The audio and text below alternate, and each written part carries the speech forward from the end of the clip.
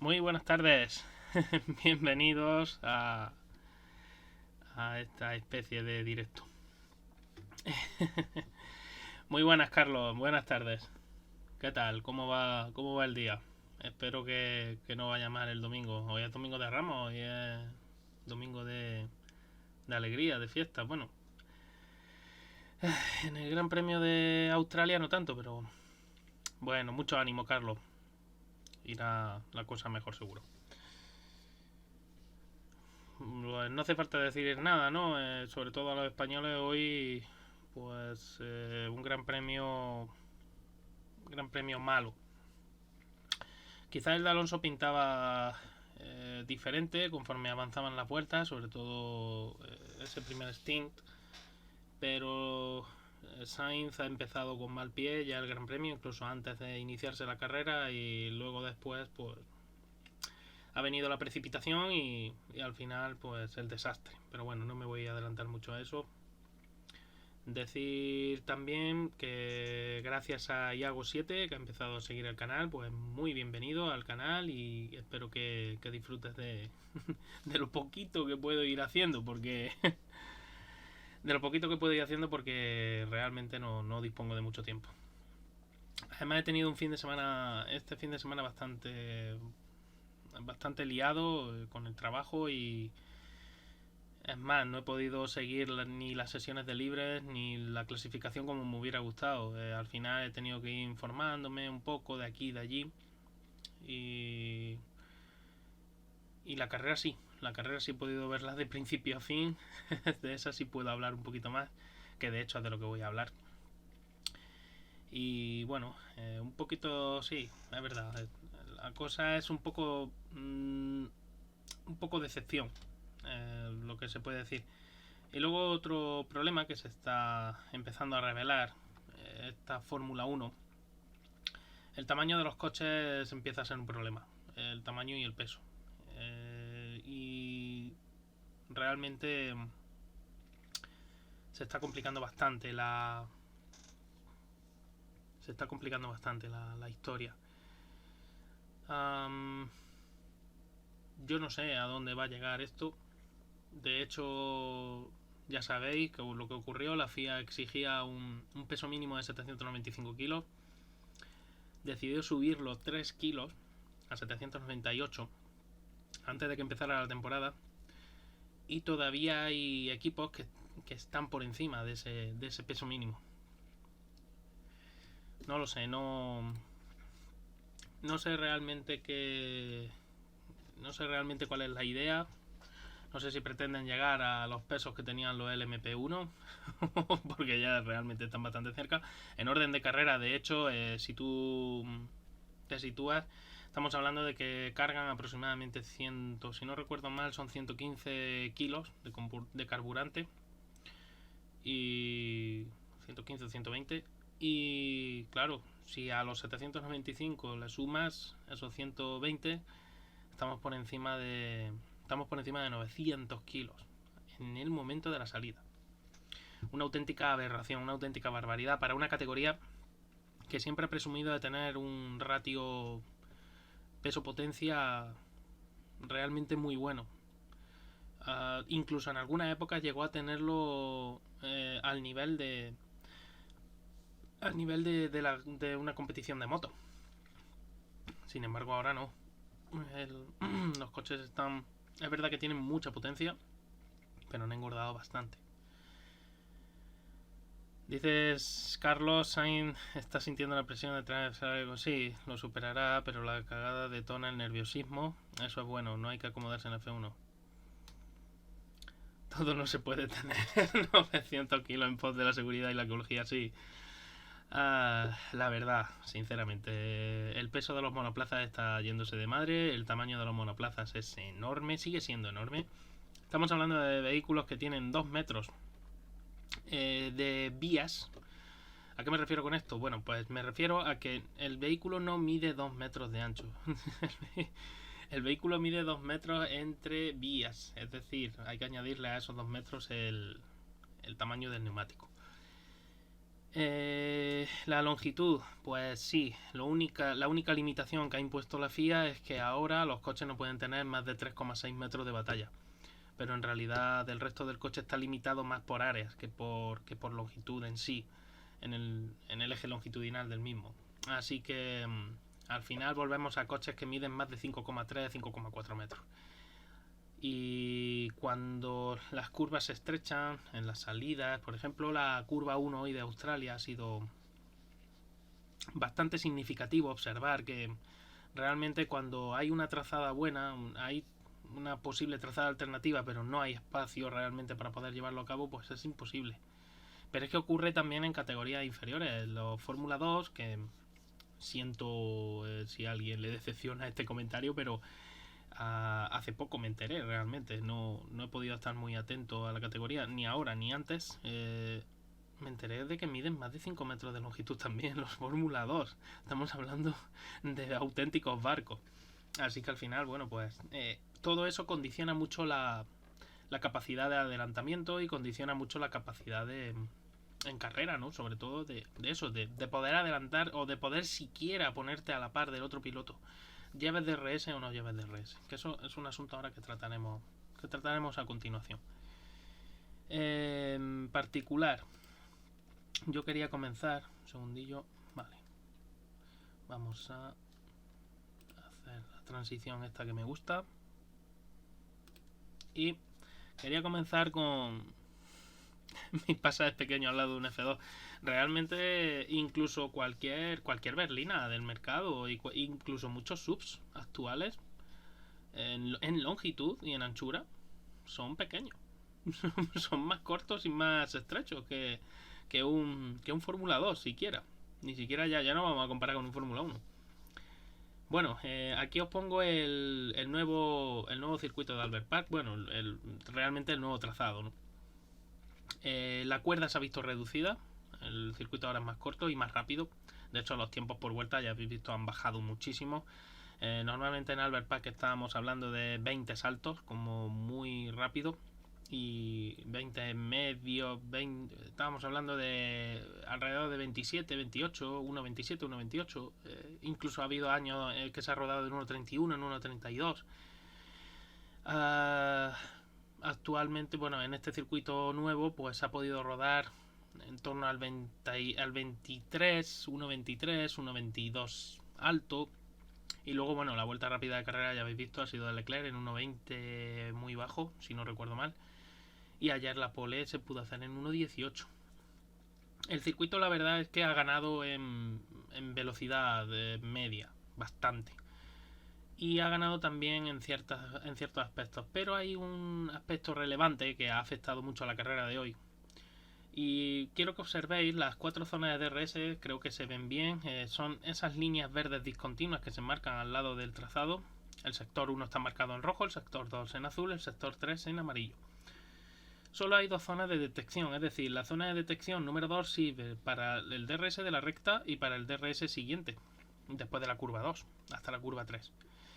Luego la zona de detección número 1, que estaría entre la curva 6 y la 7, servirían o hubieran servido para otras 2 zonas de DRS, que hubieran sido desde la 8 hasta la 9, toda esa nueva zona que han eliminado la antigua chicane que había ahí, ya sabéis, una chicane bastante lenta y que daba oportunidad a veces a fallos y a errores porque había grava tanto a derecha como a izquierda y era fácil cometer un pequeño error y tirar al traste, ¿no? Sobre todo en clasificación. Pero bueno, ahora lo han sustituido por una zona rapidísima donde se va todo el rato a fondo y hasta la curva 9, hasta la chicane de la 9-10, ahí se supone que iba a haber una zona de DRS y luego la otra zona de DRS iba a ser desde la 10 hasta la 11. Lo curioso del caso es que durante ya si no recuerdo mal fue el mismo viernes cuando ya se habló de eliminar esa zona de DRS y esa zona, ¿no?, de que va desde la curva 8 a la 9 por motivos de seguridad. Yo entiendo perfectamente el razonamiento porque realmente estamos hablando de una zona entre muros, tanto a derecha como a izquierda, una zona realmente rápida. Los coches han llegado a alcanzar a superar los 300 km por hora y el llevar el DRS abierto hace que el coche pierda mucha carga atrás. digamos que la trasera no es que vaya, no estamos hablando de un Gran Premio de Italia, de un Monza, pero sí estamos hablando de que el coche pues pierde muchos kilos de fuerza en esa zona trasera.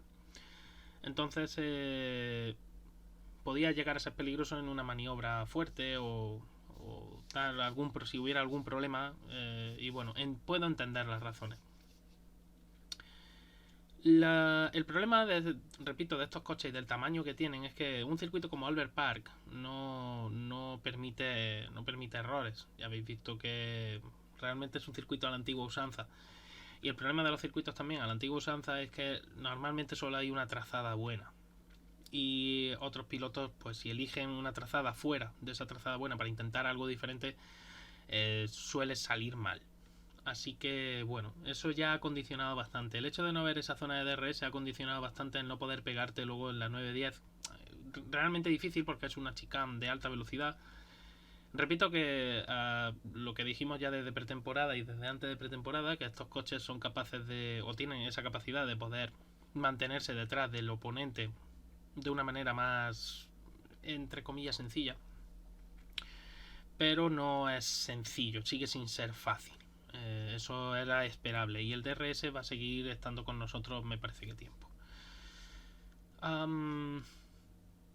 Ya digo, eliminaron esta zona de DRS. Yo creo que el criterio seguido fue bueno. Pero claro, eso ha condicionado también mucho los adelantamientos. Porque si esta zona de DRS hubiera funcionado, seguramente los coches hubieran tenido más posibilidades de mantenerse muy pegados desde las 10 hasta las 11. Y la 11, al haber cambiado la forma, la habían extendido por la parte izquierda. De hecho, ha habido algún piloto que tuvo problemas en libres y en clasificación con esa zona. Hubiera dado oportunidad a adelantamiento. Pero bueno, repito, Albert Park siempre ha sido una pista difícil, donde era difícil adelantar. Y bueno, la realidad es que al final, pues los adelantamientos que se han visto han sido por DRS, como casi siempre. Y además, una curiosidad es que han ocurrido casi todos en la segunda zona, ¿no? De DRS. La primera zona de DRS, la recta de meta, pues la segunda, que va desde la curva 2 a la 3.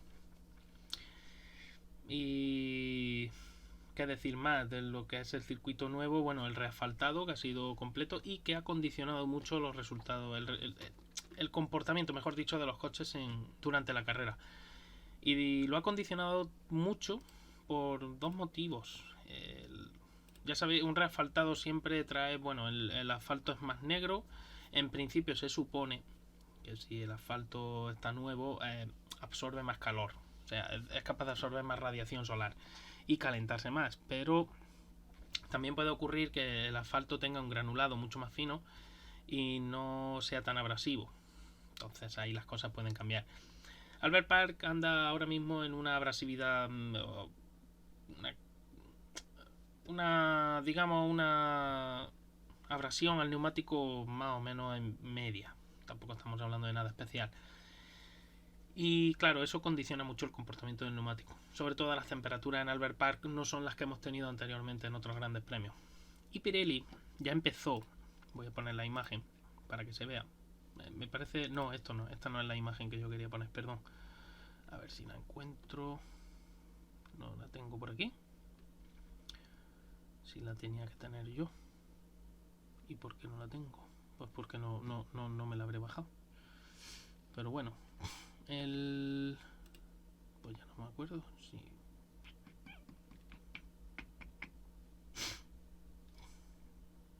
Bueno, podemos hacer una cosa. Vamos a hacer una cosilla. Y... bueno, pero la puedo sacar aquí. Vale, pues ya está. Os la enseño directamente desde mi perfil de Twitter y ya está. Pirelli ya empezó, ya digo, cuando empezó este gran premio. Un segundillo, arranco esto. Ahí lo tenéis. Ya empezó este gran premio con una gracieta, digamos, entre comillas, ¿no? Por eso quería que vierais también, porque aquí venía la información de Pirelli, decía que estaba en un término medio, incluso más bien flojo, ¿no? De un 1, un 5, un 2 y el agarre del asfalto también bajo. y eso ha condicionado mucho también el comportamiento del neumático y la temperatura, repito. Pero una cosa que me llamó la atención ya, en principio yo pensé que el arriesgar con un C5, bueno, más que arriesgar con un C5, yo creo que Pirelli a lo mejor tenía que haberlo intentado un escalón diferente. Por lo menos lo que yo pensaba los jueves cuando yo me enteré de esto. El tema luego después que en carrera, menos mal que no decidieron hacerlo. Utilizar el compuesto duro el C2, el compuesto medio el C3 y el compuesto blando el C5. Eso ya al principio, ya nada más observar aquí, no necesitas ser ingeniero ni estar relacionado con la Fórmula 1 para darte cuenta, sobre todo después de lo ocurrido en Jeddah, que el C5 no se iba a usar en carrera. Ese neumático era totalmente despreciable para la carrera, salvo una locura de última hora. Pues yo que sé, imaginad que estás en zona de puntos y quieres conseguir la vuelta rápida, pues pones el neumático blando y haces la última vuelta como puedas y ya está. Pero salvo eso, nadie iba a usar el C5. De hecho, ahora después lo veremos en las notas de Pirelli de este Gran Premio como no lo han usado. El tema me llamó la atención porque pedían 24,5 PSI en la delantera, 21,5 PSI en la trasera. Eso vienen a ser, os lo puedo decir ahora mismo,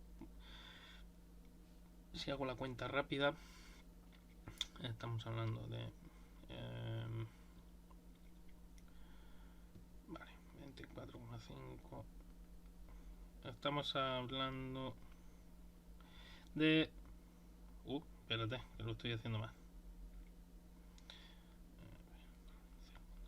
Ahora, de 1,7 bares de presión.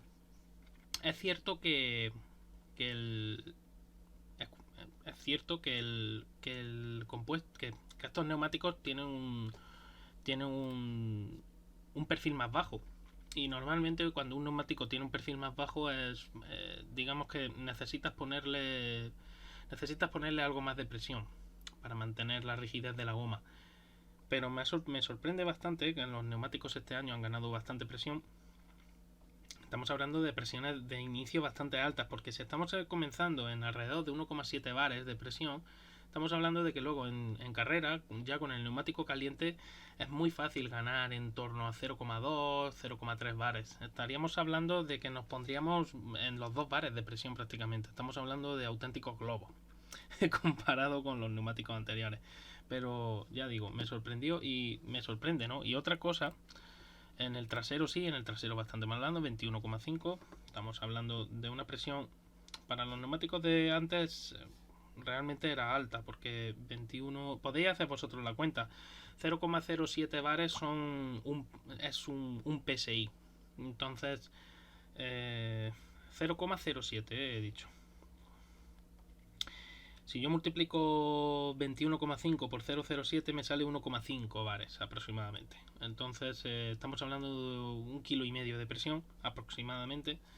Y en la delantera, si yo multiplico 24,5, que es lo que he hecho antes, por 0,07, por 0,07, 1,72. Bien, puede más o menos. Ya digo que me parecen presiones de inicio bastante altas. Pero claro, la abrasión y el agarre del asfalto era bajo. Yo creo que también eso ha condicionado el desarrollo del Gran Premio. Pero bueno, eso son las prescripciones de Pirelli. Se hacen más, o Pirelli las debe de hacer para eso, precisamente, para proteger un poco el neumático. Muy buenas, Betty, bienvenida. Buenas tardes. Y el tema, pues es ese. Ahora ya sí os voy a poner la imagen de la previsión de Pirelli, de lo que Pirelli esperaba que iban a ser las estrategias de carrera buenas o malas o regulares. Y aquí veis las tres estrategias que ofrecía Pirelli, aproximadamente las ventanas, ¿no?, de estrategia. La más rápida era una parada desde la vuelta entre la vuelta 17 a la 27 el neumático medio, y luego ya a partir de ahí pues hasta el final con el duro. Luego había una segunda propuesta que era de 2 paradas, desde la vuelta 12 a la 17 con el neumático medio, de la 37 a la 43 con el duro, y luego otra vez el medio. Pero luego durante la carrera y luego, bueno, la alternativa es una auténtica locura. Luego durante la carrera se ha demostrado que quien hubiera intentado la segunda estrategia la iba a pifiar y bastante. Y ahora lo que os quería enseñar, de hecho al final el comportamiento del neumático medio ha sido bastante errático. Y la verdad es que ha sorprendido bastante. Aquí tenéis, por eso lo decía, que nadie ha usado el neumático, el C5, nadie ha tenido la osadía ni siquiera de intentarlo. La inmensa mayoría de estrategias, como veis, ha sido estirar el medio todo lo posible, pues en el caso de Leclerc hasta la 22, Pérez hasta la 20. Tenemos a Verstappen por aquí abajo. En la 18 ha tenido que cambiar porque tenía los neumáticos con un graining totalmente horrible. Ocon en la 17, por ejemplo. Claro, ha sido una auténtica bestialidad. Stroll ha hecho toda la carrera con duro usado, con los usados. O sea, ha sido algo totalmente increíble. De hecho, lo de Stroll ha sido curioso porque han puesto, para quitarse neumáticos de encima, han hecho las dos paradas seguidas, ¿no? Han hecho una en la vuelta al principio, con ese safety car por la salida de pista de Sainz, han cogido y han entrado una vez, han puesto el neumático duro y luego después han vuelto a cambiarlo. O sea que realmente ha puesto neumáticos duros usados. No sé exactamente qué era lo que buscaba Aston Martin en ese momento, pero supongo que a lo mejor, bueno, pues tenían algún juego que no estamos muy convencidos de él. En el caso de las estrategias está clarísimo. Albon, por ejemplo, Albon ha sido una estrategia un poco a paso cambiado y al final le ha venido Dios a ver, ¿no? Digamos, pero porque han tenido bastante suerte, pero bueno, realmente no ha sido esperado. O sea, lo de Albon ha sido más bien pues ir improvisando. Y en el caso de Fernando Alonso, por ejemplo, pues como salía con el neumático duro, al igual que Sainz, aunque Sainz luego no ha podido aprovecharlo. Muy buena, muy buena, Isma. Bueno, pues muchísimas gracias por por ese raid de y muy buena, Virginia, que tampoco te había dicho nada, que no te había visto. Pues muchísimas gracias por eso, por esa raid. Y gracias por el seguimiento. Muy buena. A los ismaelitas, por cierto, si no les seguís, os los recomiendo. Tienen tanto en el podcast como en Twitch, creo que también. Bueno, no, en Twitch están. No es que creo, es que están. Así que no pasa nada, siempre nunca es tarde si la dicha es buena, Isma. Tú tranquilo. En fin, estábamos con las estrategias, ya digo, todo condicionado por lo mal que ha funcionado realmente C3. Os voy a recordar la estrategia que hablaba de Pirelli, de la ventana de estrategia. De la mejor estrategia hablaba de la vuelta 17 a la 27. Ahora, si volvemos quedaos con eso, porque era de la 17 a la 27. Y ahora mirad dónde han ido parando todos, realmente. Ninguno. Porque cuando a ti Pirelli te dice de la 17 a la 27, lo normal es que los equipos, si van buscando la ventana, los que van muy adelante, pues en función de qué. Pues muy sencillo, de que yo sé que pierdo en el pit stop. Aquí en este caso concreto no recuerdo lo que se pierde. ¿Cuánto era la parada? No recuerdo ahora mismo. El tema, vamos a suponer, yo pierdo 20 segundos. Pues yo calculo qué tiempo le llevo, qué diferenciales de tiempo estoy llevando con el resto de la gente. Y más o menos dónde voy a caer. Entonces, bueno, pues ya está. El tema eran 19 segundos. Gracias, Virginia. Sí. De hecho, Russell se ha aprovechado de eso. Russell hemos visto que ha parado en la 23 también. Ha estirado bastante. Hamilton una vuelta antes. Y ya digo, ha tenido esa suerte Russell.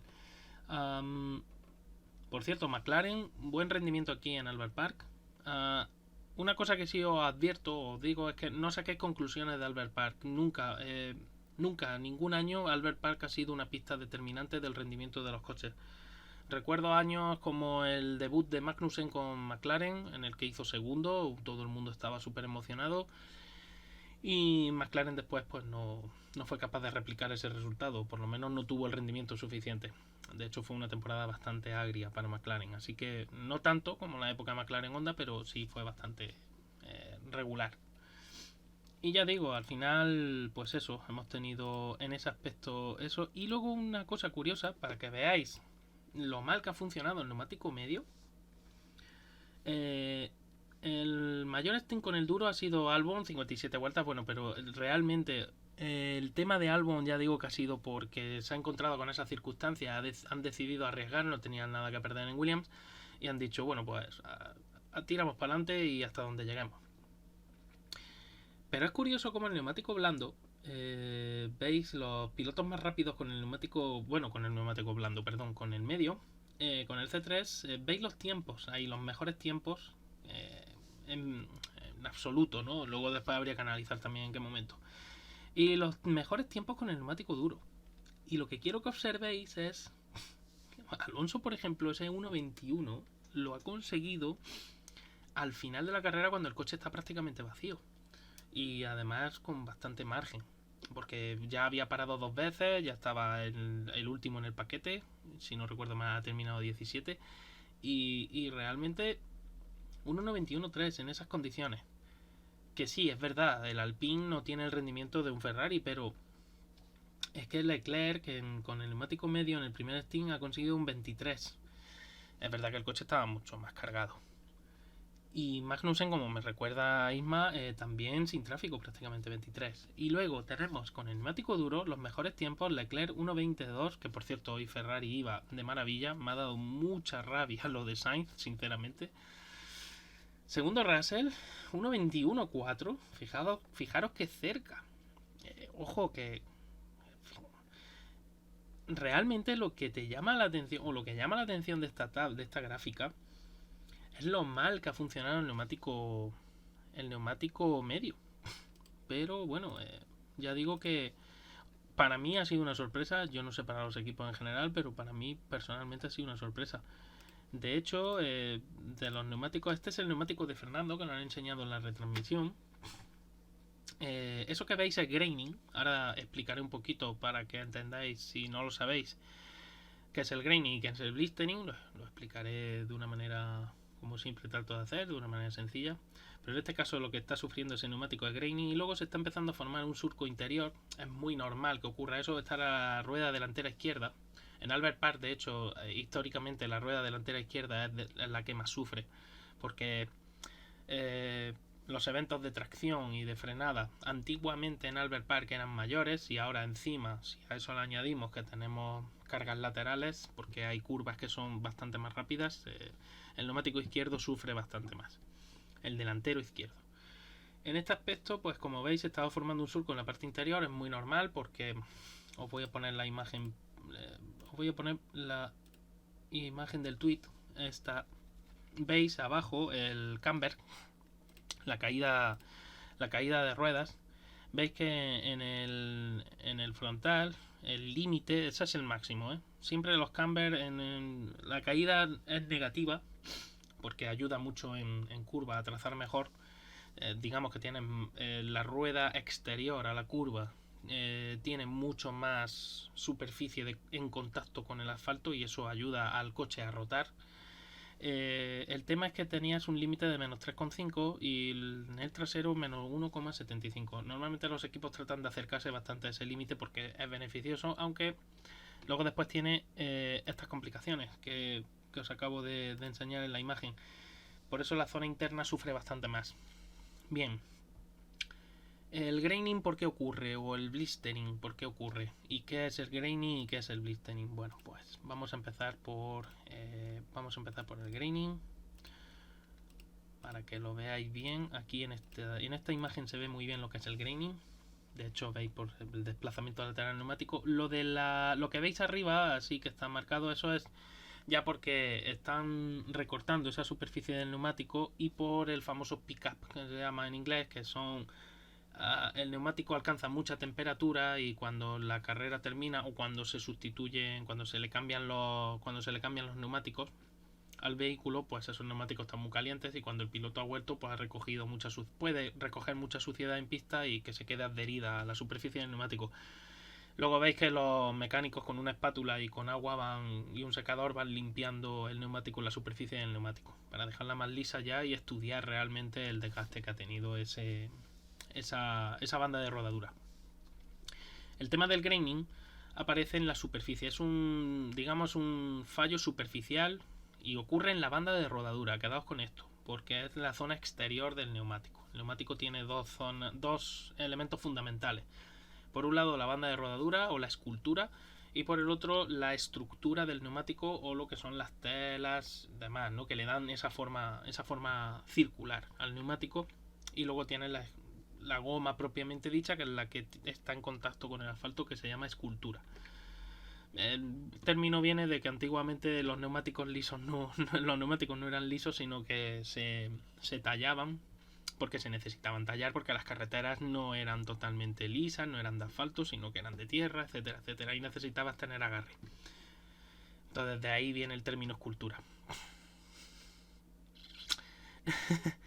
Y el tema es que el graining ocurre cuando el neumático, por temperaturas frías de asfalto, la fricción baja.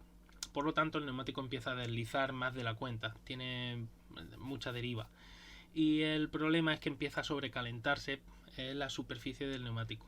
De manera que empieza a desprenderse esa goma. Se empiezan a formar como gránulos, de ahí el nombre, ese graining, y se empieza a erosionar esa superficie. Suele ser un problema que cuando aparece va increciendo hasta cierto punto. Llega a un punto de desgaste en el cual el neumático estabiliza sus temperaturas porque ya tiene menos banda de rodadura disponible y entonces se cura, entre comillas. Nunca llega al rendimiento que tendría en unas condiciones normales, pero se va recuperando, pero se necesitan vueltas. En el caso de hoy, la temperatura del asfalto y la temperatura ambiente del Albert Park ha hecho que el problema del graining pues sea mayor. Y el neumático medio, la verdad, yo sinceramente no estuve siguiendo los entrenamientos del viernes y no puedo opinar en este aspecto mucho, pero sí puedo decir que a los equipos la ha pillado de improviso, porque no es normal que Red Bull que Verstappen haya tenido problemas ya en la vuelta 18, haya tenido que parar. Y no es normal que todos, incluso hasta el líder de carrera, no hayan estirado por lo menos más allá de la 24 o la 25. Cuando además hemos tenido un safety car inicial que ha hecho que, primero un virtual y luego un safety car inicial que ha hecho que la carrera descienda un poquito. Es decir, si Pirelli hablaba de una estrategia del 17, perdón, del 17, de la 17 a la 27, realmente con un safety car y con las puertas de virtual safety car, no ha sido mucho, pero sí suficiente, pues ese margen tendría que haber crecido por lo menos hasta la 20 o la 21 mínimo. Y sin embargo, los equipos prácticamente han llegado con el neumático casi fatal. Leclerc ha tenido la suerte de ir en aire limpio, que eso siempre es bueno, aunque es verdad que Verstappen también iba en aire limpio, o se puede considerar aire limpio, pero realmente ese graining ha sido bastante importante. Esto por parte del graining. El blistering, que a veces se confunde con el graining, hay que tener cuidado porque depende de cómo aparezca. Aquí se ve claramente lo que es un blistering. El blistering, su propio nombre viene de las ampollas, de los blisters que aparecen en la superficie del neumático. Y esto ocurre a nivel estructural del neumático. Ya no estamos hablando de la escultura, sino a nivel estructural. Suele aparecer en los neumáticos traseros, es raro que aparezca blistering en los delanteros, aunque podría aparecer. Y suele ocurrir porque la temperatura del asfalto es muy elevada, o el agarre, la abrasión del asfalto es también muy elevada, y el neumático es un compuesto muy blando. El problema es que el neumático trasero se le somete a mucha aceleración, frenada, muchos momentos de fuerza que son bastante elevados y por lo tanto empieza esa escultura del neumático y esa estructura empiezan a deslizar una sobre la otra. Al final se produce un calentamiento de esa estructura del neumático, de esas telas del neumático, que hacen que se vaya hinchando algunas zonas. Además, el calentamiento suele ocurrir de manera irregular. Normalmente, como estos neumáticos tienen camber negativo, pues suele ocurrir a la parte interior.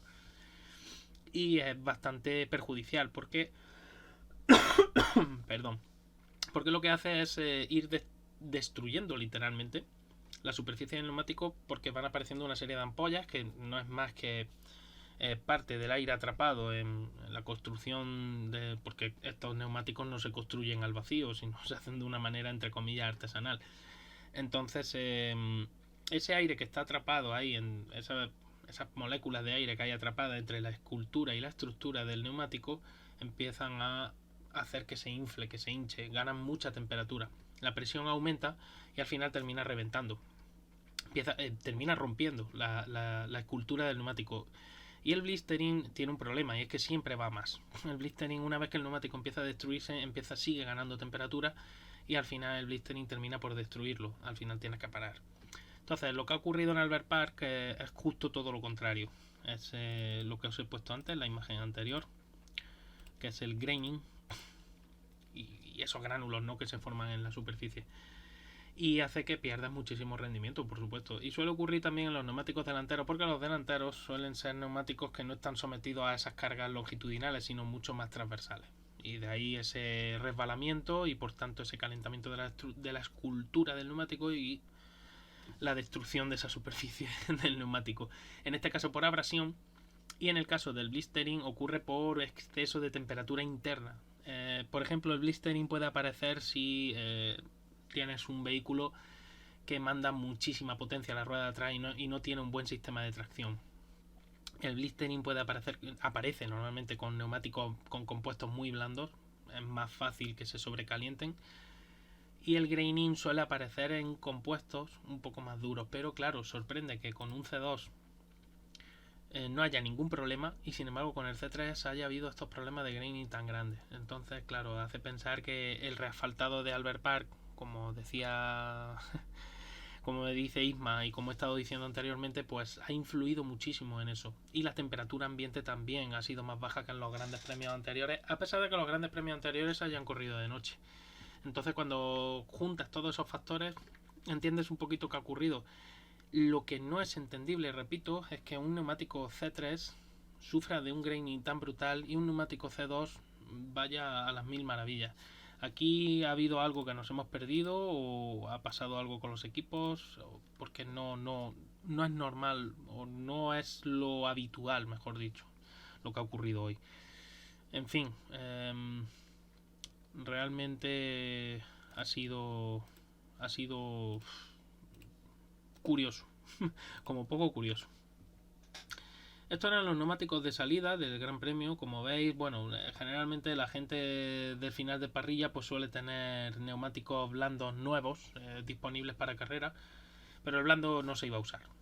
Si ya el medio, el C3, ha tenido esos problemas de graining, no me quiero imaginar que hubiera ocurrido con un C5. Así que al final lo lógico y normal era usar el medio y el duro. Pero ¿qué ha pasado aquí? Bueno, como veis, hay pilotos bastantes que se guardaron un juego extra de medios. Por ejemplo, Hamilton y Russell de Mercedes.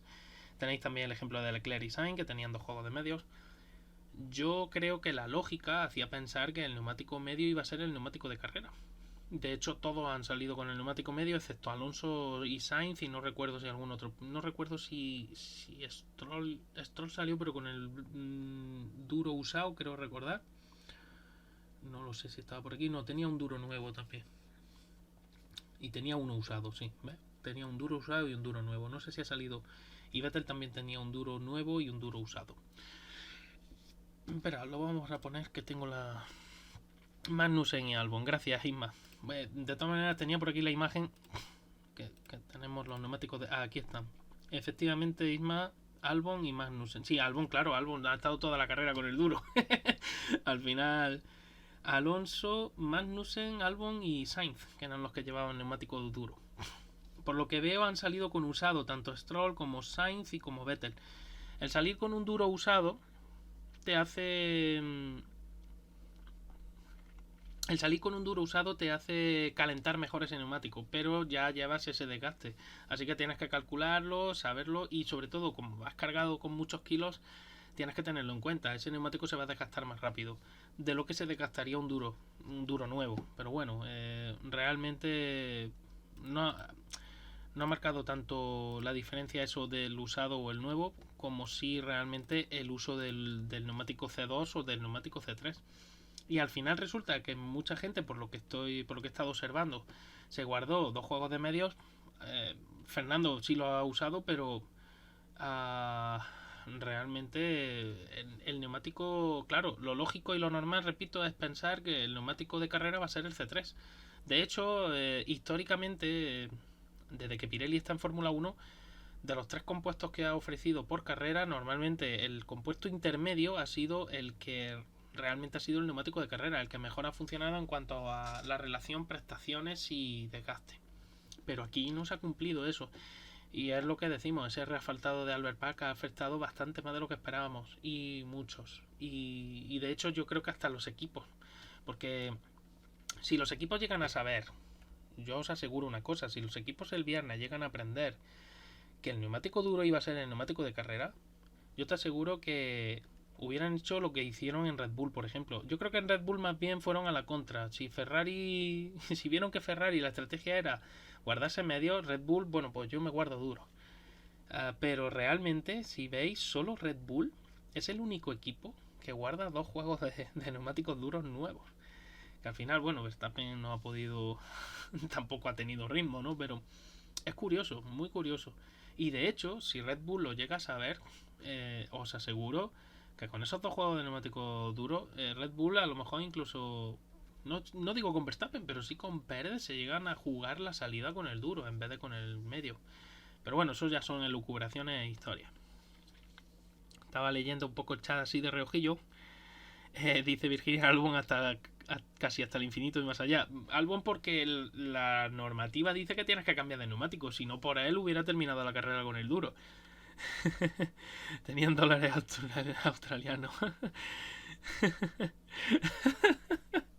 No, hombre, aquí banear, no baneo, a no ser que sean ya insultos y cosas que...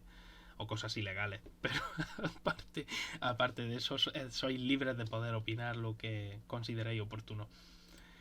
Ya digo, sobre todo lo sorprendente aquí de la carrera ha sido esa diferencia de prestaciones, no tanto de prestaciones como sí de desgaste y de sufrimiento, ¿no? Que ha habido con el Granny entre el neumático duro, el C2, y el neumático medio, el C3, que al fin de cuentas es solo un paso en la gama, porque puedes entender que haya mucha diferencia entre un C3 y un C5. A priori, teóricamente, debe de haberlas. O sea, el C5 debe de darte unas prestaciones brutales, ya se vieron ayer en clasificación, con muy pocos kilos. Estamos hablando de que los pilotos hoy han estado rodando. Si quitamos a Leclerc de la ecuación, quitamos a los Ferrari y a los Red Bull, lo normal era estar rodando en alrededor en vueltas de 1.23 alto, 1.24 medio aproximadamente. Ayer en condiciones de clasificación muchos fueron capaces de bajar al 1.20, al 1.19 incluso. Así que bueno, realmente ha sido una carrera, bueno, pues ya digo, una carrera un poco rara y unos Pirelli un poco raros, sí. Los neumáticos que Pirelli recoge, los que no se usan, bueno, tanto usados como nuevos, Pirelli luego los estudia, hombre, los nuevos no, pero los usados sí los estudia para supuestamente seguir mejorando los compuestos. Y tengo entendido que sí, que Pirelli se los lleva a su fábrica de Turquía y se pueden reciclar. No me imagino que los neumáticos nuevos, si no han sido usados realmente, ese neumático vienen, digamos que iba a decir bien envasado, pero sería más bien conservado. Y eso, el neumático en principio no tiene por qué perder propiedades, debe de tener exactamente las mismas. No estamos hablando de que pasen, no es como los neumáticos de calle que a veces encuentras eso. Os lo digo y si pasan por Turquía ahora lo entiendo todo. Bueno, la fábrica de Pirelli está allí en Turquía, o sea que la principal. Así que los neumáticos de Fórmula 1 se fabrican en Turquía. Así que bueno, ya sabéis un poquito cómo va la cosa. He puesto aquí la tabla de tiempo, la tabla definitiva, ¿no? Ya veis, el señor Messier Leclerc, que ha dominado con puño de hierro la carrera, ha terminado primero, segundo Checo Pérez al final por ese problema de gasolina, vamos a decir, que es lo que se ha publicado oficialmente. Parece ser que incluso me decían, porque no había podido verlo, que habían tenido ya problemas anteriormente y que en Honda habían decidido sustituir otra vez el sistema de alimentación de combustible. Y parece ser pues que ha habido una fuga en uno de los tubos que alimentan de combustible al motor de combustión. Y ha habido una fuga de gasolina y el motor pues ha pasado se ha apagado por sistema de protección. De hecho, cuando Verstappen se ha bajado del vehículo, inmediatamente ha pedido que salieran las asistencias los comisarios con el extintor para apagar el pequeño incendio que tenía el coche.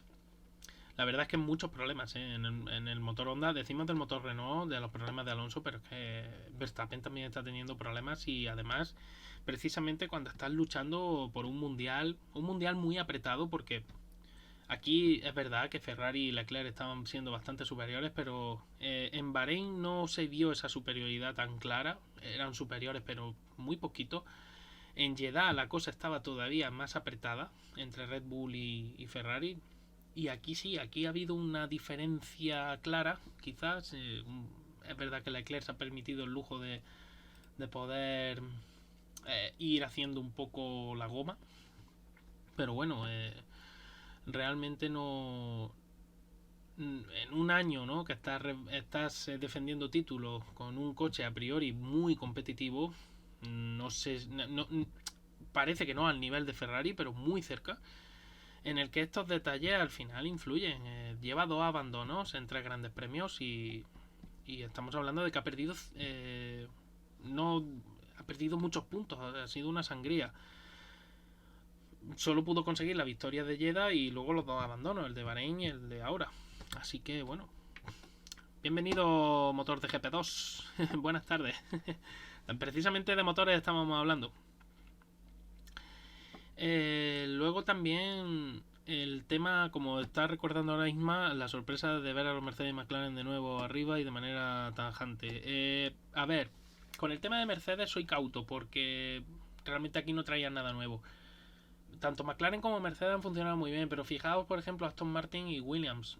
Alex Albon ha tenido la coña de que le ha salido muy bien esa estrategia loca, pero realmente mirad Latifi donde está.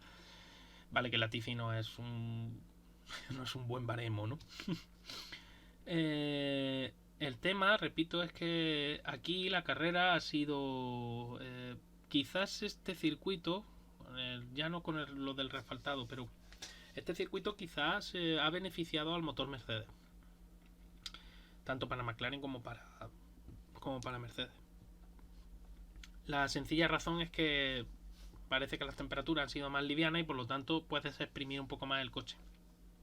Pero realmente hemos visto, cuando Hamilton se ha puesto por delante de Pérez, hemos visto la diferencia de ritmo que hay entre Red Bull y el Mercedes. Ahora mismo Mercedes sigue sin ser un coche por prestaciones, no estoy hablando de otro, no voy a hablar ni de fiabilidad ni de otro tipo ni de rendimientos, pero por prestaciones puras, tanto aerodinámicas como prestaciones de la unidad de potencia, ahora mismo Mercedes no es rival ni para Ferrari ni para Red Bull.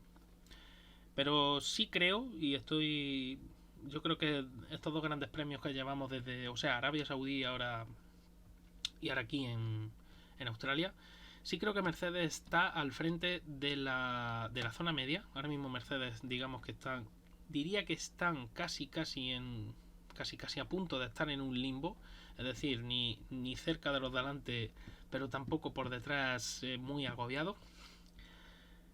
Pero realmente es porque siguen siendo un gran equipo, es decir, y porque Hamilton sigue siendo Hamilton no se le ha olvidado pilotar. Otra cosa es que llore por radio, deje de llorar, etcétera, pero Hamilton no se ha olvidado de pilotar. Hamilton sigue siendo un grandísimo piloto y Russell está haciéndolo bastante bien, está aprovechando esas oportunidades. Es verdad que no puedes decir, hoy por ejemplo ha tenido suerte, ha venido el safety car a ver, ¿no? Pero realmente tienes que estar ahí, ¿no? Para pescar. Y ya digo que para mí el ritmo de Mercedes está siendo quizás el mejor de la clase media.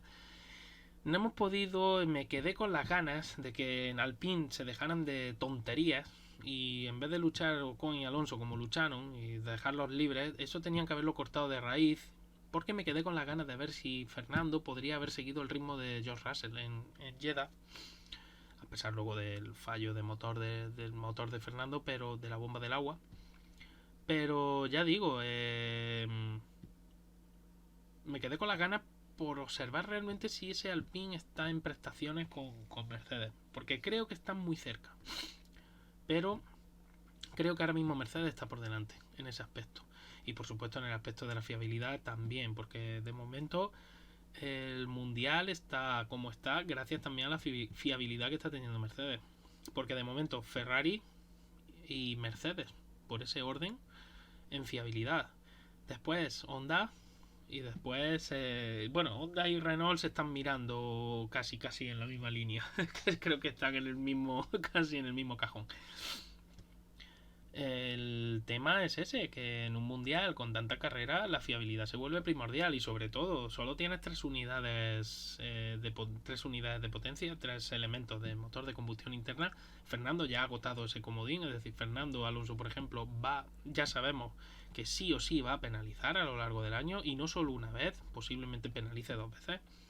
Porque además, os cuento, si no lo sabéis, que la primera vez son 10 posiciones en la parrilla de salida, pero la segunda vez son 5 posiciones. Y dependiendo de dónde estés, es posible a lo mejor volver a penalizar y volver a poner una unidad fresca.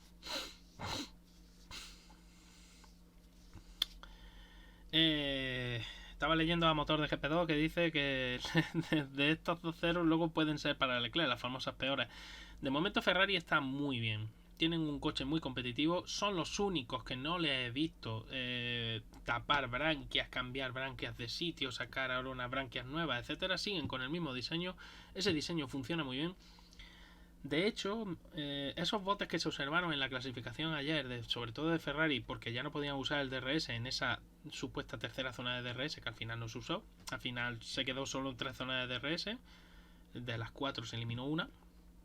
En esa zona que iban tan rápido, se ve la cantidad de carga aerodinámica que genera el Ferrari, porque esos botes tan espectaculares, ese porpoising, ese bouncing, ese cabeceo, como se llama en español, el balanceo, lo que es el balanceo es el lateral.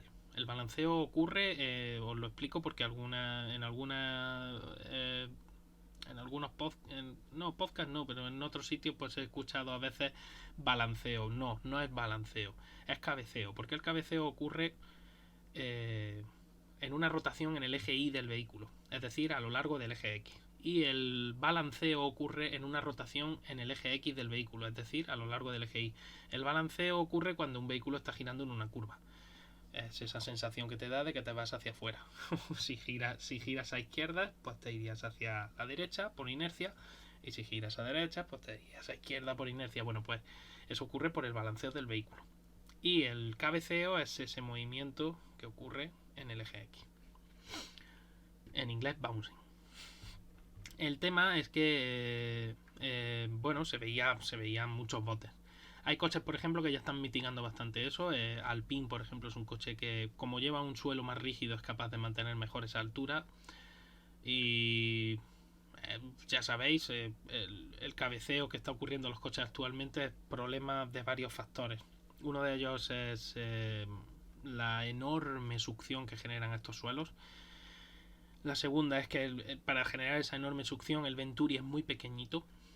Y la tercera es que las suspensiones son más sencillas que las de estos años anteriores y no son capaces de absorber tanta energía como absorbían anteriormente. Entonces, cuando el asfalto no está perfectamente plano, puede ocurrir que el coche baje su altura y empiece a botar por culpa de esas pequeñas rugosidades del asfalto. No tiene por qué ser un asfalto muy bacheado. Simplemente no hace falta que sean pequeñas ondulaciones para que el coche bote mucho. Así que bueno, en ese aspecto pues va a ser un problema que se va a quedar a funcionar, y de hecho los pilotos se van acostumbrando a ello. No es lo ideal, pero se irá solucionando con el paso del tiempo, pero no se terminará, ¿no? Tal y como están concebidos estos coches, va a ser muy difícil. Salvo que se permitan ciertos dispositivos o la vuelta de ciertos dispositivos a la suspensión. El tema, como estaba hablando, que seguimos, bueno, la mejora de McLaren ha sido evidente, y por las mismas razones por las que la mejora de Mercedes, porque han podido desplegar, mejor dicho, las virtudes que tenga más potencia, ¿no? De esa unidad de potencia, y no han tenido tanto problema con el calor generado. Entonces, bueno, funcionan mejor. Ya digo que Mercedes concretamente, el tema es ese, que lo estuve diciendo en GPK anteriormente y lo vuelvo a decir, el Mercedes durante toda la era híbrida se ha estado aprovechando del calor en la zona, en el flujo de agua arriba, y el Red Bull lo ha hecho justo todo lo contrario, en el flujo de aguas abajo. Ahora Red Bull y Ferrari están aprovechando muy bien todo lo aprendido estos años anteriores con el rake y con el calor, y lo están aplicando muy bien a estos coches. Y son coches que son capaces de generar mucha más carga aerodinámica que otros. Así que bueno, en ese aspecto ya digo, creo que ahora mismo están muy destacados. Además no hace falta ser ningún lumbrera para darse cuenta. Ferrari y Red Bull en prestaciones, aunque Ferrari de momento la fiabilidad le está respetando, cosa que a Red Bull no. Y creo que Ferrari está un pequeño pasico por delante, muy pequeño, pero está. Y luego después estaría Mercedes y Alpine más o menos por ahí. Alfa Tauri estaría un poco más abajo. Luego ya vendría Alfa Romeo, Alfa Tauri, que creo que están muy parejos. Luego Haas, el equipo Haas está ahí para pelear con los Alfa Romeo, y por supuesto está por delante del equipo Williams, a pesar de los resultados de hoy, pero ya os digo, Haas está por delante en prestaciones. La unidad de potencia Ferrari hace mucho. Y luego ya tendríamos eso, como farolillos al equipo Williams, y sobre todo Aston Martin. Aston Martin tiene problemas serios de generación de carga aerodinámica. Se ha visto hoy con Vettel esos dos errores que ha tenido durante la carrera. Básicamente ese coche se ha visto que no era capaz de calentar bien los neumáticos, y que por lo tanto esos problemas de generación de carga aerodinámica al final tienen un problema mayor, y sobre todo con los teniendo en cuenta que llevan una unidad de potencia Mercedes, deberían de estar más arriba. Pero bueno, eso ha sido la verdad bastante significativo. Y aquí os pongo, bueno, aquí veis las clasificaciones del mundial ahora mismo. En la parte de constructores, Ferrari está destacada. La fiabilidad hace mucho, y eso que hoy Sainz, el cero de Sainz hoy ha dolido bastante. Yo creo que Sainz con un poco de paciencia, en vez de enzarzarse en esa lucha intentando adelantar a Mick Schumacher donde fuera, si hubiera tenido un poco de paciencia, ya que Sainz le cuesta un poquito más calentar estos neumáticos, ese coche tenía prestaciones suficientes para poder haber adelantado posiciones y a la hora de parar ya haber estado en zona de puntos. Llegar hasta cerca del podio, pues posiblemente. Vista la carrera y a toro pasado es fácil opinar, ¿no? Y creo que Sainz con un poco de paciencia y con ese coche hubiera llegado a estar luchando por las posiciones de podio. Hubiera estado... Los Mercedes podría haber intentado el adelantamiento seguro. Lo que pasa que luego una cosa es intentarlo y otra cosa es conseguirlo. Y por otra parte, bueno, tenemos a Mercedes segunda en el campeonato, y ya sabéis por qué, por lo que acabo de decir antes de la fiabilidad. Red Bull está tercera, y esos son dos abandonos de Verstappen, pues la verdad es que duelen. Luego tenemos a McLaren, que la verdad me alegro por ellos, porque también empezaron con problemas graves de generación de carga aerodinámica. El problema de freno era secundario, lo que realmente tenían problemas era para hacer funcionar ese suelo, ese fondo. Luego tenemos al Alpine, que vemos que pierde posiciones, claro. El cero de Fernando en Jeddah. Los problemas de Fernando en Bahrein. los problemas ahora, después del segundo virtual. Uf. Y tienen coche, ¿eh? Ahora mismo creo que era una oportunidad muy buena aquí en Melbourne. Si ayer Fernando no tiene el problema en el motor, para haber clasificado bastante arriba y para haber conseguido hoy haber salido con la misma estrategia que los de delante, haber salido con el neumático medio y luego haber puesto el duro. Y Fernando tenía ritmo hoy con el duro para haber luchado con los Mercedes. No sé si ganarles, pero sí haber luchado con ellos. Y realmente, bueno, al final de los easy no se puede hablar, es decir, easy y tal, no lo sabemos, pero se intuye. Luego tenemos a Alfa Romeo, que gana también posiciones. Pues muchísimas gracias, Sergio, con ese grupo de 46 participantes por esa raid. Muchísimas gracias, Sergio, por la raid y nada, bienvenidos a todos aquí a esta retransmisión que no tiene la calidad de las que tiene de las de Sergio Martínez, pero bueno, ahí estoy aprendiendo e intentándolo. Muchísimas gracias por la raid y bienvenidos al canal. Muy buena muy buena Fuente del Cierzo. Bueno, lo que estaba diciendo, gracias Carlos Patton por el seguimiento. Como diría alguno de mis mentores, ponte cómodo, pasar allí al fondo. Y nada, bienvenidos al canal a todos los que os ha traído Sergio hasta aquí. El tema, lo que estaba comentando, estamos con Alfa Romeo, que gana también posiciones. Repito que Albert Park históricamente siempre ha sido un circuito bastante extraño en comportamiento de los monoplazas. Ha habido aquí monoplazas que han rendido muy bien y luego durante todo el año han ido fatal. Y ya digo, los circuitos urbanos normalmente no son para tomarle mucho en consideración. Pero bueno, Alfa Romeo pues aumenta Haas, luego está Alfa Tauri, por ejemplo. Lo mismo que hablábamos en años anteriores de que Alfa Tauri tenía mejor coche de lo que aparentaba, porque sus pilotos al final no eran capaces de refrendar, ¿no?, lo que ese coche aparentaba. Muchas gracias Warrior EG por el seguimiento. Gracias por el apoyo. Lo mismo que eso, que el Alfa Tauri no tenía ese... digamos que los pilotos no eran capaces de refrendar lo que parecía que era ese coche. Este año creo que ese coche no está tan bien. Creo que ha perdido prestaciones con respecto al año pasado. Creo que además los problemas que están teniendo con Honda les hacen tener que cortar la potencia para poder conseguir terminar la carrera. Luego tenemos Williams y Aston Martin ahora mismo el farolillo con 0 puntos. La verdad es que de Aston Martin se vio que no estaban bien, o sea que no estaban fuertes, pero tanto como lo que está pasando ahora yo creo que era difícil pensarlo.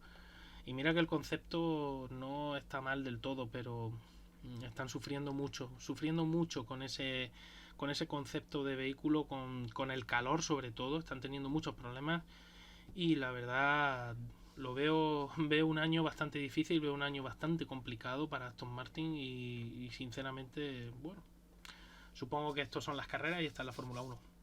En cuanto a lo de pilotos, que os lo he puesto aquí a la derecha, pues ya veis, Leclerc destacado, la verdad, ha hecho 1-2-1, es decir, ahora mismo lleva, como diría alguien que conozco, directo al estrellato. Segundo, Russell, sorprendente Russell, pero bueno, normalmente cambio reglamentario,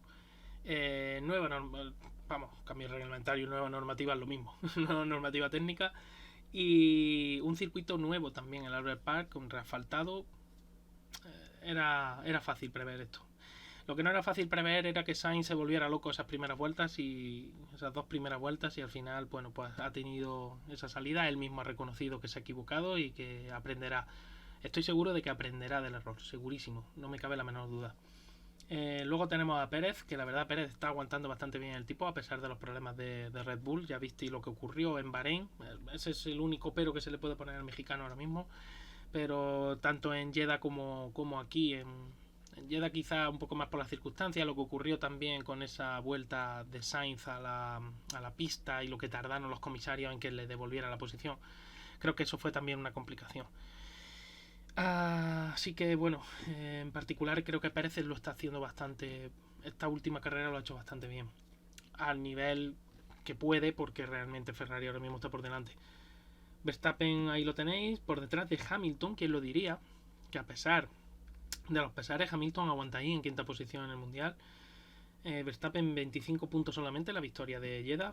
Y Ocon, que también aguanta ahí entre los 10 primeros, a pesar también del rendimiento dispar que está teniendo el Alpine.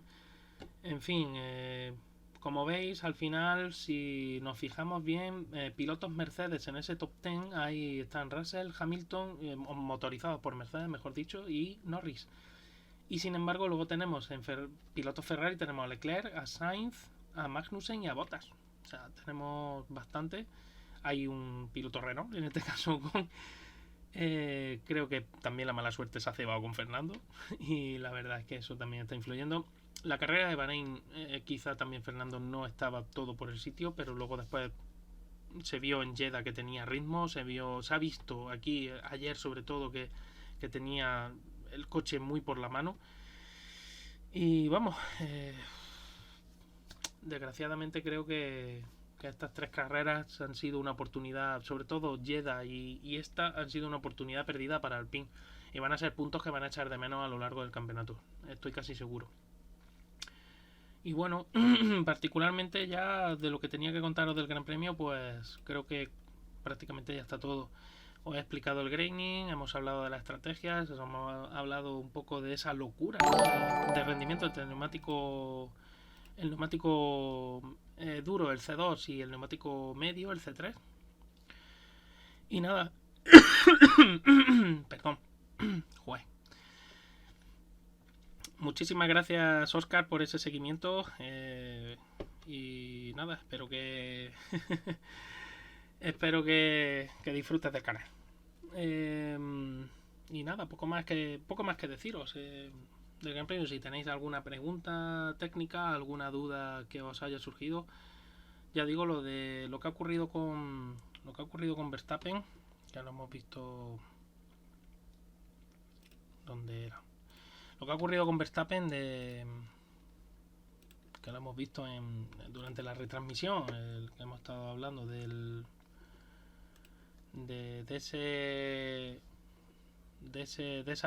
esa fuga, ¿no? de combustible. Bueno, pues Red Bull ha explicado que ha sido eso, una fuga del tubo de combustible. Creo que es Carves, voy a buscaroslo, lo vamos a ver y ya también me sirve para explicaros un poquito. Vamos a ver si lo ha puesto. Creo que sí, lo tenía puesto. Aquí estaba. Craig Scarborough había hablado de ello.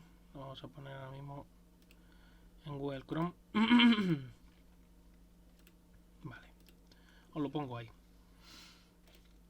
Scarves había hablado, aquí lo tenéis, la fuga de combustible, ¿no? del coche de Max Verstappen, que no era el mismo problema que tuvieron en Bahrein, que lo que ocurrió fue que directamente no había alimentación de combustible al motor, se cortó esa alimentación de combustible. Aquí no, aquí lo que ha habido es una fuga de combustible. Como veis, ahí está ese tubo responsable, ahí marcado en amarillo. Y bueno, pues básicamente ese combustible se ha salido y ha sido el que ha provocado ese pequeño incendio en el Red Bull de Verstappen y la parada por seguridad de ese coche. Y no he encontrado las imágenes y no las puedo poner, pero habréis visto en la salida, en la arrancada, que han explicado un poco lo que ha ocurrido con Sainz, que le han cambiado el volante, tenía uno de los switches, uno de los botones que estaba mal y no ha sido capaz de leer bien el embrague. Cuando Sainz habla de que no ha sido capaz de leer bien el embrague, los embragues en Fórmula 1, si no lo sabéis, son muy compactos, no sé si muchos de vosotros acordaréis de las tarrinas de CDs, aquellas famosas tarrinas que vendían de CD y de DVD para grabarlos. Bueno, pues más o menos ese es el tamaño de un cartucho de embrague de un Fórmula 1. Suelen llevar en torno a mínimo 4 o 5 discos, hasta 6 o 7 de fibra de carbono. Todo es un embrague multidisco, todo muy compacto, Ya digo que el espacio que ocupa es más o menos de una tarrina. No sé si...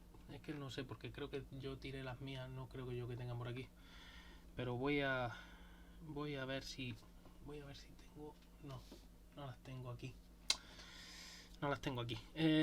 Más o menos es ese, como os digo. Y el problema que tiene, bueno, un embrague tiene unas preconfiguraciones o precarga que se llama. Básicamente es esos discos, está uno superpuesto al otro y para que no friccionen, bueno, pues tienen una separación X, la que sea. Cuando el piloto acciona el mecanismo detrás de la paleta para desembragar, en este caso, lo que hace, como en cualquier embrague de un vehículo normal, separa esos discos. Cuando el piloto suelta ese mecanismo, la maza de empuje lo que hace es soltar esos discos y volver a juntarlos, volver para que friccionen entre sí. Las precargas, ¿qué son las precargas? Esas de lo que os he dicho. Normalmente el programa de salida tiene varias posiciones de precarga. Aproximadamente un embrague electrónico suele llevar entre 9 y 12 posiciones de precarga. El piloto coloca en la posición X la que sea. ¿De qué depende esa posición? Pues lo primero es que quieres que el disco esté más cerca o más lejos para que reaccione antes o tarde un poquito más en reaccionar y en friccionar. Ese tarde más o tarde menos suelen ser en torno a milésimas de segundo de diferencia. Y lo que ocurre es que cuando tú seleccionas un programa determinado, el piloto lo hace en función de esas primeras salidas que se hace para la vuelta de formación y se ve si ha patinado mucho o ha patinado poco. El ingeniero de pista no puede en este caso ayudar al piloto a seleccionar eso y es el piloto el que tiene que hacerlo por todo lo que ha estado probando desde el viernes y por intuición. Entonces seleccionas un programa de, ya digo, entre 9 y 12 posiciones aproximadamente, depende del equipo, depende del sistema, y lo que haces es o juntarlos más o separarlos más. ¿Qué influye eso en esa separación o en esa proximidad? Pues influye en el tiempo de reacción, pero influye también en la capacidad de carga, ¿no? Digamos de poder traccionar desde el inicio.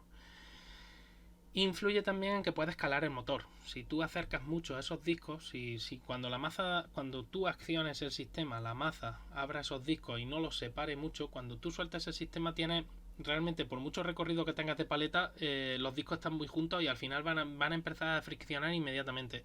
Tienes que revolucionar más el motor para que no se cale.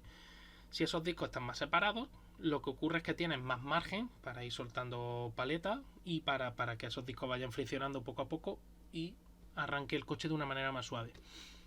En Fórmula 1 lo que te interesa es arrancar lo más rápido posible, pero sin perder potencia.